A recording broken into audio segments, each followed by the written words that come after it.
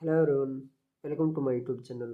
तो आज हमारी हिस्ट्री के हैंड नोट सीरीज की क्लास नंबर 35 और आज की क्लास में हम मुगल शासन व्यवस्था, चित्रकला, साहित्य, स्थापत्य कला और मुगल काल में जो जो विदेशी यात्री आए थे उन सब के बारे में पढ़ेंगे।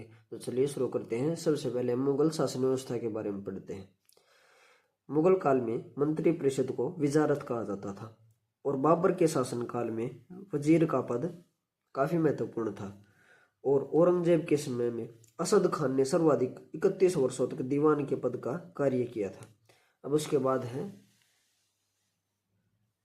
मीर बख्शी। यह सैन्य विभाग का सर्वोच्च अधिकारी होता था और मीर बख्शी द्वारा सरखत नाम के पत्र पर हस्ताक्षर के बाद ही सेना को हर महीने वेतन मिल पाता था। और उसके बाद है सदर उस सदर या सदर ए कुल। यह धार्मिक मामलों में बादशाह का सलाहकार होता था। इसे शेख उल इस्लाम भी कहा जाता था। और जब कभी सदर न्यायिक विभाग के प्रमुख कार्य करता था तब उसे काजी कहा जाता था। और अब उसके बाद अगला पॉइंट है लगानीन भूमि, जिसे मदद मास कहा जाता था, का निरीक्षण सदर करता था। और सम्राट के घरेलू विभागों का प्रधान मीर समा कहलाता था। उसके बाद है दरोगाए डाक चौकी। यह सूचना एवं गुप्तचर विभाग का प्रधान होता था। और प्रशासन की सबसे छोटी इकाई मुगल काल में ग्राम होती थी, जिसका अन्य नाम मावदा या दी होता था। उसके बाद अगला पॉइंट है मावदा के अंतर्गत छोटी छोटी बस्तियों को नागला कहा जाता था। और शाहजहां के काल में सरकार एवं परगना के मध्य चकला नाम की एक नई इकाई की स्थापना की गई थी। उसके बाद अगला पॉइंट है भूमि कर के विभाजन के आधार पर मुगल साम्राज्य की समस्त भूमि 3 वर्गों में विभाजित थी। खालसा भूमि, जागीर भूमि और सरयोग या मध्यदेमास। खालसा भूमि प्रत्यक्ष रूप से बादशाह के नियंत्रण में जो भूमि थी उसे खालसा भूमि कहा जाता। और जागीर भूमि यह तनख्वाह के बदले दी जाने वाली भूमि थी। और सरयोग या मध्यदेमास अनुदान में दी गई लगानीन भूमि, इसे मिल्क भी कहा जाता था। अब उसके बाद अगला पॉइंट है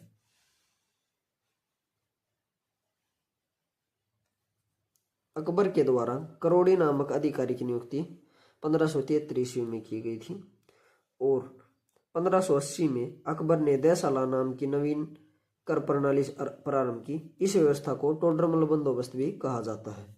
इस व्यवस्था के अंतर्गत भूमि को 4 भागों में विभाजित किया गया। कौन कौन से हो 4 भाग? पोलज, प्रति, चाचर और बंजर। पोलज, इसमें नियमित रूप से खेती होती थी, वर्ष में 2 बार फसल। और दूसरे प्रति, इस भूमि पर 1 या 2 वर्ष के अंतराल पर खेती की जाती थी। चाचर भूमि, इस पर 3 से 4 वर्ष के अंतराल पर खेती की जाती थी। और बंजर भूमि, यह खेती योग्य भूमि नहीं थी, इस पर लगान नहीं वसूला जाता था। अगला पॉइंट है औरंगजेब ने अपने शासनकाल में नस्क प्रणाली को अपनाया था और भू राजस्व की राशि को उपज का अदा कर दिया था। अब उसके बाद है मुगल काल में कृषक 3 वर्गों में विभाजित थे, खुद काश्त, पाई काश्त और मुजारियन। खुद काश्त ये किसान उसी गांव की भूमि पर खेती करते थे जहाँ के ये निवासी थे। पाई काश्त ये दूसरे गांव जाकर कृषि कार्य करते थे। और मुजारियन ये खुद काश्त कृषकों से भूमि किराए पर लेकर कृषि करते थे। अब उसके बाद अगला पॉइंट है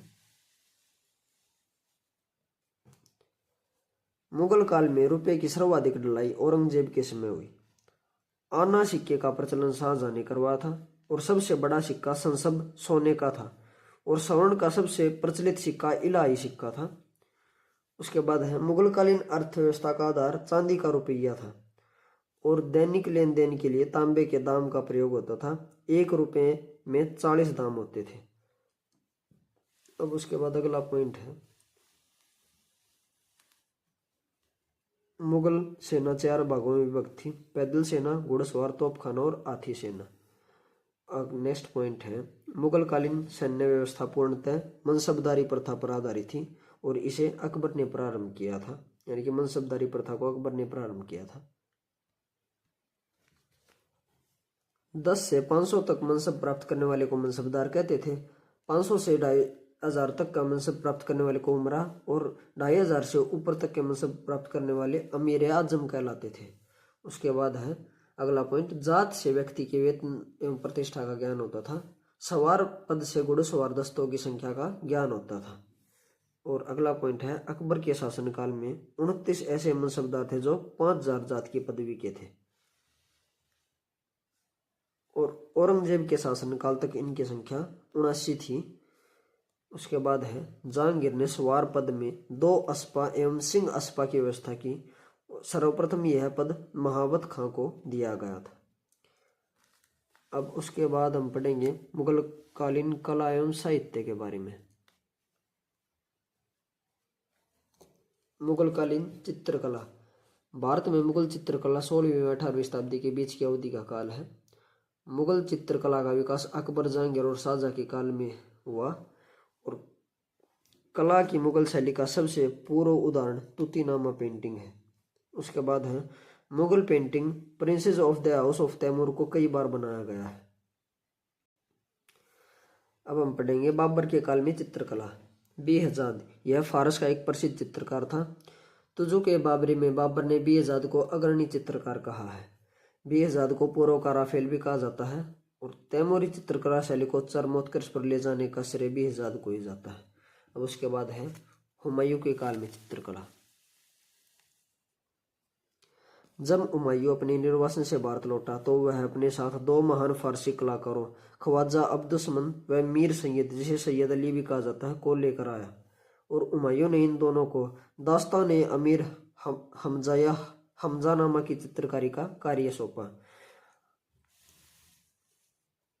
हमजानामा क्या है? यह एक चित्रित पांडुलिपि ग्रंथ है। यह 1200 चित्रों का एक संग्रह है। मौलिक ये ग्रंथ अरबी भाषा में था और मीर सैयद व अब्दुस्समद के नेतृत्व में फारसी में इसे अनुवादित किया गया।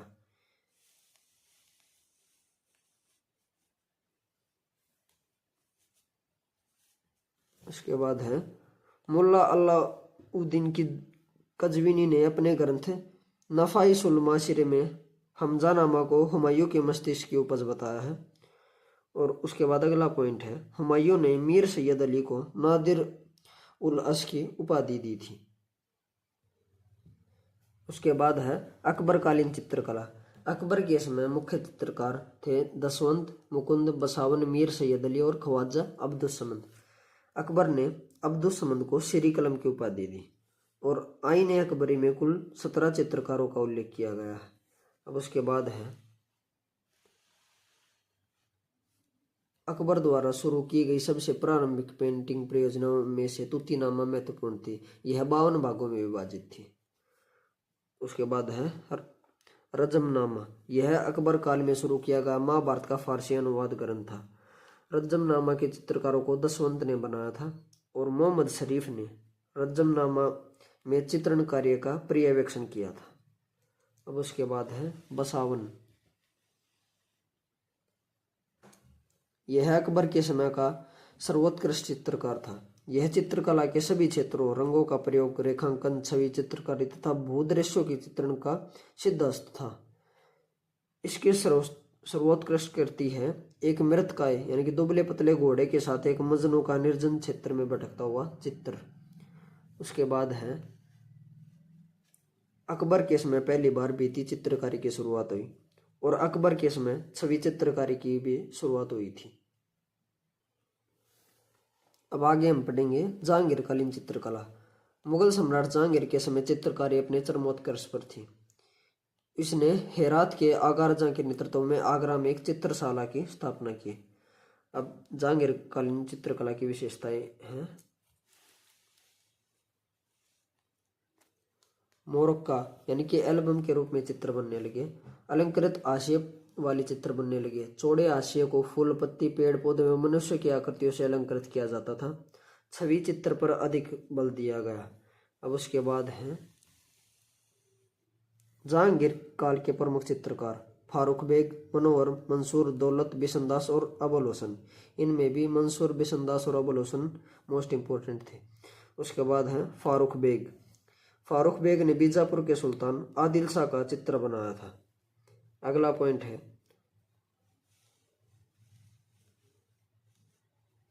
जहांगीर ने बिशनदास को अपने दूत खान आलम के साथ फारस के शाह के दरबार में चित्र बनाने के लिए भेजा था। और जहांगीर के समय सर्वोत्कृष्ट चित्रकार उस्ताद मंसूर और अबुल हसन थे। इसने जहांगीर ने अबुल हसन को नादिर उल जम्मा की उपाधि दी और उस्ताद मंसूर को नादिर उल अस की उपाधि दी थी। उस्ताद मंसूर ये पक्षियों की चित्रकारी और फूल की चित्रकारी के विशेषज्ञ थे। साइबेरिया का बिरला सारस तथा बंगाल का अनोखा पुष्प उस्ताद मंसूर द्वारा बनाए गए प्रसिद्ध चित्र थे। अबुल हसन व्यक्तियों के चित्रों के विशेषज्ञ थे। इनकी प्रमुख विशेषताएं रंग योजना थी। अबुल हसन ने तुजू के जांगरी के मुख्य पृष्ठ के लिए चित्र बनाया था। अब उसके बाद है शाहजहां के काल में चित्रकारी। शाहजहां के काल में चित्रकारी की अवनति हुई। शाहजहां के काल में स्थापत्य कला को अधिक महत्व दिया गया था।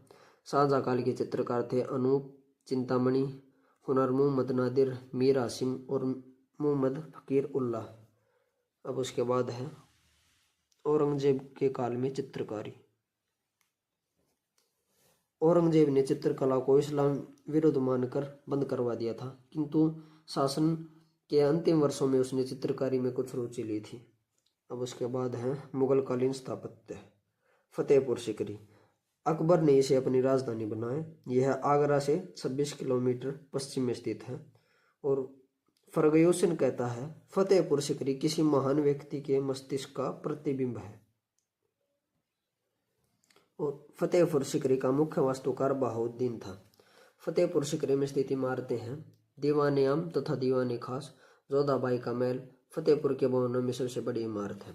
बीरबल का महल, अबुल फजल का महल, इबादत खाना और शेख सलीम चिश्ती का मकबरा।